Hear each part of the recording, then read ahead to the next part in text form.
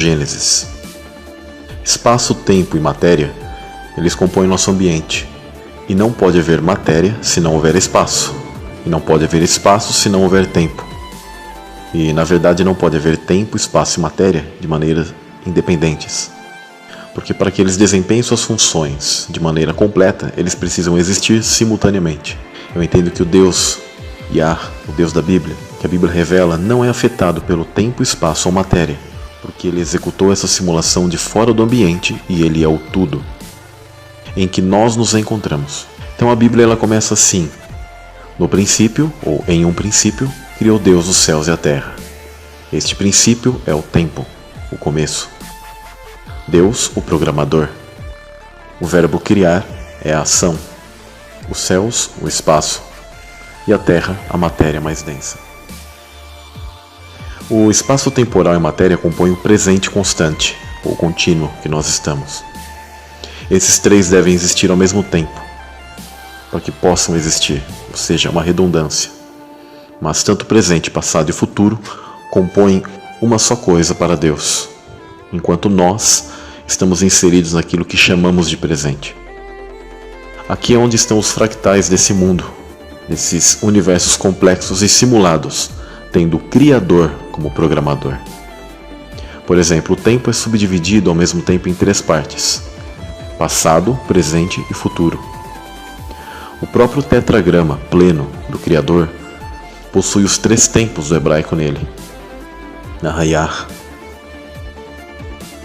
onde está eu fui, eu sou e serei.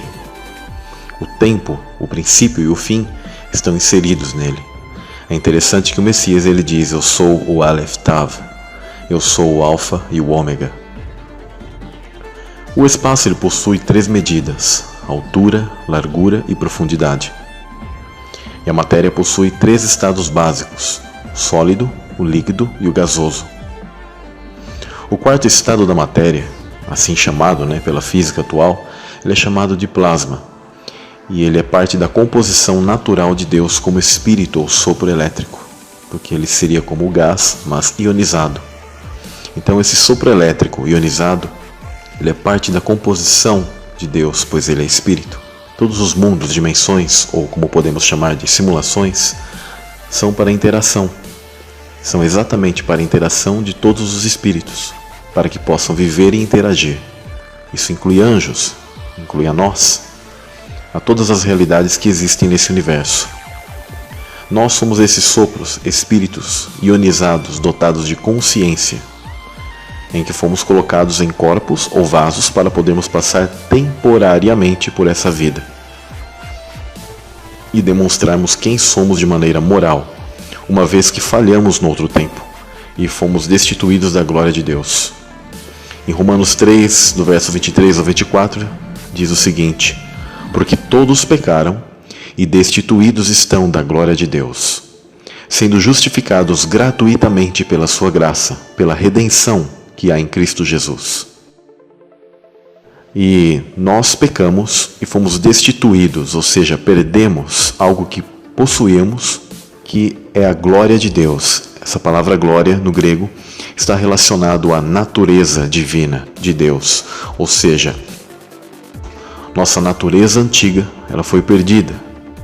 Por isso, a mesma Bíblia também diz, em Hebreus, que somos participantes de carne e sangue. E Cristo também veio aqui, assim como os filhos participaram de carne e sangue, Cristo veio fazer o que? A compra.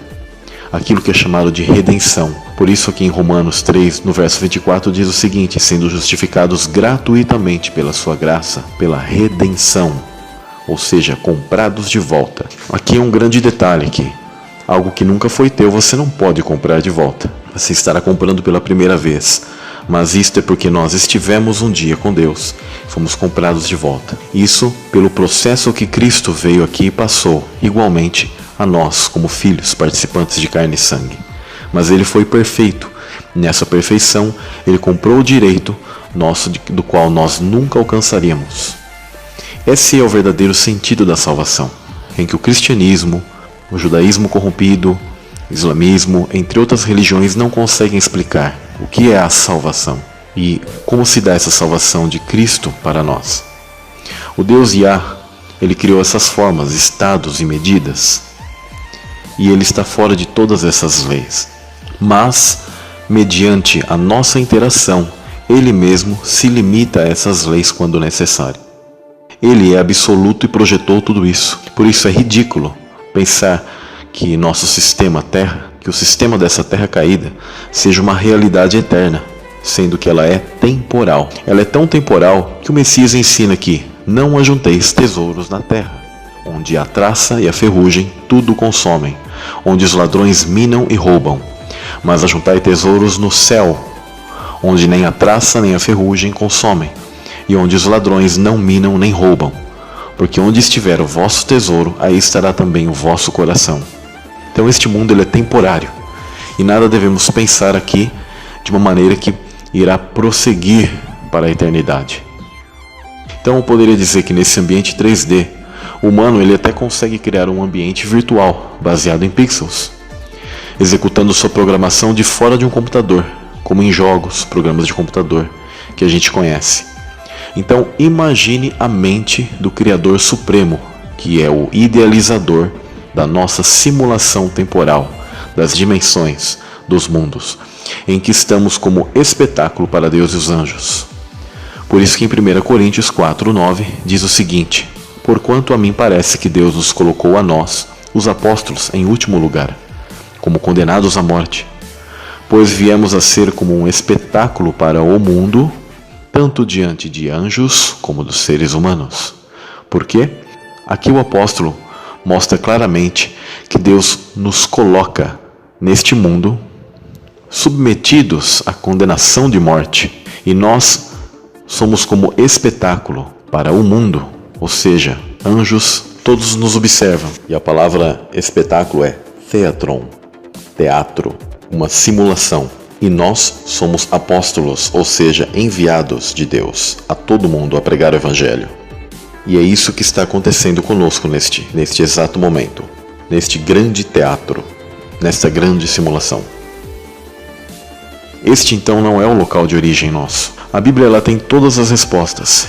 Então eu diria para as pessoas, não acreditem em absurdos como Big Bang, evolução e pensamento materialista, em que se crê que este mundo que nós estamos, ele seja a verdade suprema, sendo que ele é temporal, está fadado à destruição.